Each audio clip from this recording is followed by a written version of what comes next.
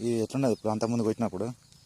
ఇది ఒకటి ఈ ముడత మొత్తం వర్షాలు ఎక్కువయ్యి ముడత వచ్చి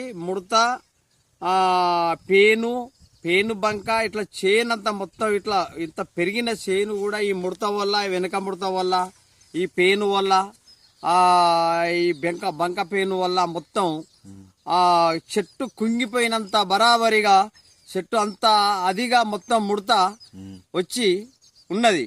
ఉంటే నేను ఈ ఉప్రపల్లి క్రాస్ రోడ్లో పోయి గిట్లా సంగతి ఇట్లా మొత్తం వెనక ముడత వచ్చింది, పేను బంక వచ్చింది, పేను విపరీతంగా పేను ఉన్నది అని అంటే ఇగో ఈ మందు నాకు ఈ కొట్టు అని ఇచ్చిండు.